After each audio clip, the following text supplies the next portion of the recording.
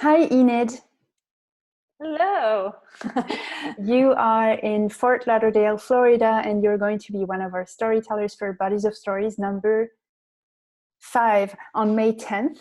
Can you tell us where you are from? Yeah, I'm Puerto Rican, although I live now in Fort Lauderdale, Florida, and I've lived actually in many different places, but I've been here for over 10 years now, so I Yeah, call this home. yeah, nice. Yeah. So, can you tell us a bit about your relationship with writing your own stories, or not writing them, but telling them? Yeah, being vulnerable. What's your Mm-hmm. process, and so on. Yeah, I'm definitely an overshare. I tend to, if you ask me one thing, I'll share everything about my life. So I've always been sharing stories, even when not asked, or I'll make up stories about inanimate objects around the house as well. So it's natural for me. It was natural for me to find other true storytelling shows and podcasts and really get into them, and it helped me get through a lot of difficult times in my life just listening to other people's life experiences. Mm.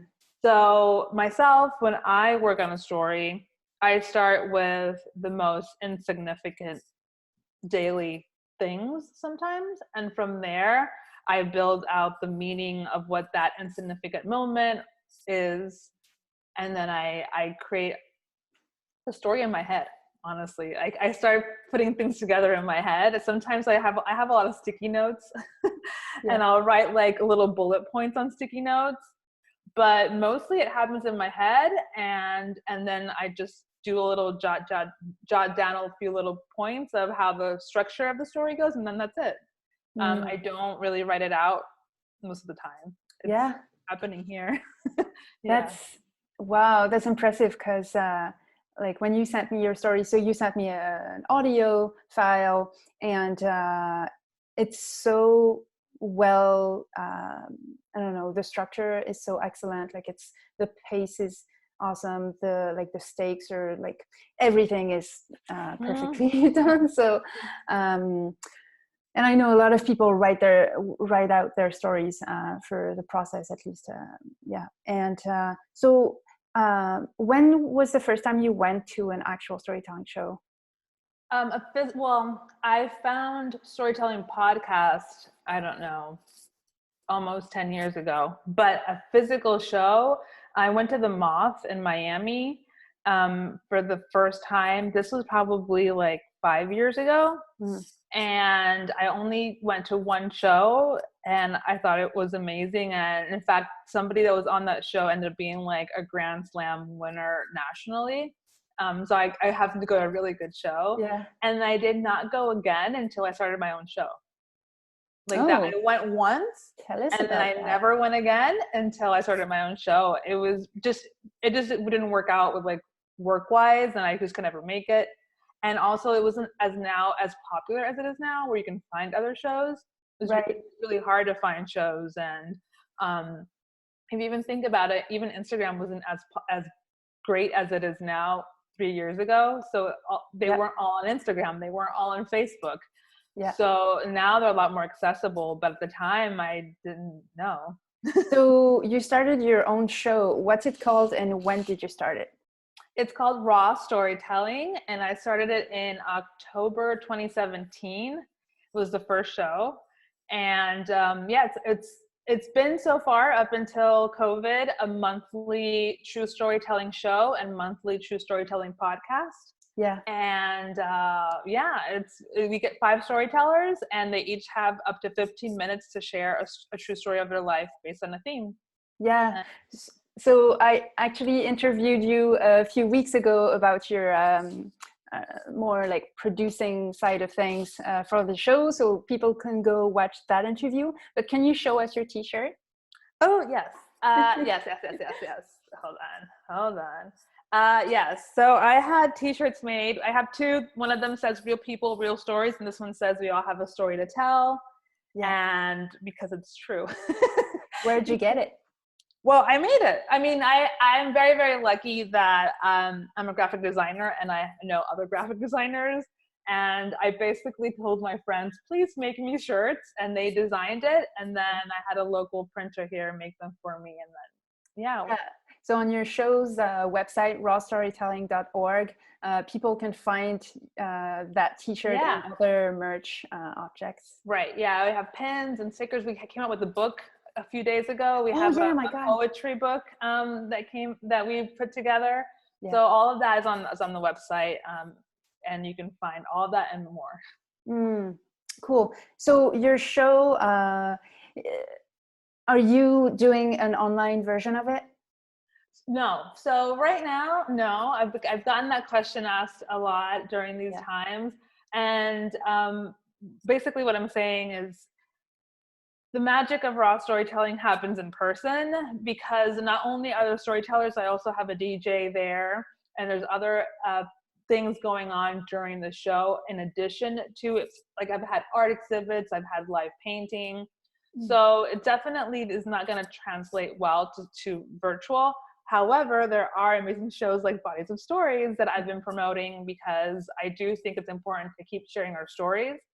I did, however, create a too raw to share, like a secrets hotline. Yeah. A hotline, and also like you can leave a message if you don't want to leave your voicemail. Yeah. So I still am accepting stories, but just for now, I don't see the virtual thing happening, at least as a standalone show. Right. So how are you using the Too Raw to Share hotline? How are you? Yeah. So Too Raw to Share, basically it's a little secret that you leave anonymously. The hotline to the voicemail, I will compile those and probably make either a podcast episode featuring all of them, or sprinkle them in between the regular podcast episodes. And then the messages, what I'll do is I'll probably post those on social media and or send them in emails, like in our newsletter, I mean. So depending if you leave a voicemail or if it's written, I can use that to share those with the world. Yeah. How do you feel about telling a story in front of your screen? It's definitely odd. Yeah. It's odd because it just sometimes it lacks. I personally need the like. I'm a very feely, touchy kind of person. So I need to feel the warmth. I need to see people's reactions and all that. And sometimes on the screen, it's hard because you're trying to concentrate on, am I looking at the camera? Right. What's going on in my home? Like what's going on the screen? How's the internet doing? And you get really distracted. So I think it's practice. But I'll say that after being in quarantine for like almost 2 months, I've gotten better and better and better. So it's really all about practice, you know? Yeah. No, I understand that. So during our show, Bodies of Stories, it's a meeting, not a webinar. So you get to see everyone's face of the people who have their camera on, which is encouraged, but not compulsory. And so that's one kind of feedback. I think we're going to have all the storytellers' mics open this time, so that there's a little bit more feedback during the stories, and then I open all the mics at the end of each story so that everyone can cheer, which is fun. You can get a laugh. You can get a laugh track. Put it on there for, in case you get a funny story, you can have like an artificial laugh. I have to think about that. But it's sweet, like people put comments in the chat and about each story, and we'll have a Q&A too at the end, where people in the audience can ask you about your story, or just your process, or general questions about storytelling. And like about opening the mics, I think it was our second show back in February. We had a storyteller who is from India, who lives in Canada now, and so she had family in India who were attending the show. And when we opened the mics, it's just a few seconds, but we could hear like Indian music, like very so it sort of transports you to like really like, wow, we are connected, we're a global community. And that's cool. Yeah, and that's why I say like that's a big part of why I didn't want to just jump in and do a virtual show because there's other people like yourself that are doing it right. And I don't like it.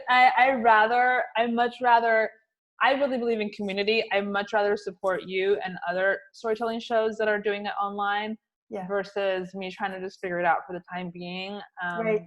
Yeah. And then eventually we'll go back to live shows. You know, we've gone through worse things before and we've come back, and it'll it's just a matter of time. Mm-hmm.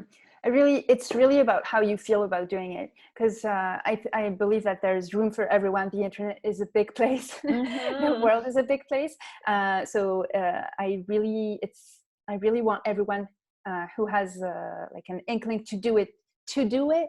But if you don't feel 100% about doing it, like it means like your purpose is somewhere else. Right. So yeah, I think you have a good instinct to just follow whatever your heart tells you. Yeah. Yes. Good. Well, thank you for talking to me today. I'm so excited to have you on the show, and talk to you soon. Anything other thing you want to add? No, I mean, I think just basically I'm so grateful that you invited me to be on the show, and I'm so excited, and anything I can do to help. And just thank you for also allowing me to have a platform to say, hey, I have my show as well, because it really is all about community. And I've shared Storytellers with other storytelling shows. And it's an amazing thing to be able to say have these stories spread further than just our own shows, because it's really important to hear them. So thank you so much. Oh, my pleasure. And I'm so glad you're going to be telling your story. It's a great one. So looking forward for, I'm losing my English today. I can't wait for people to hear it. Thank you for your vulnerability. I'll talk to you soon. Okay. Bye. Thanks. Bye.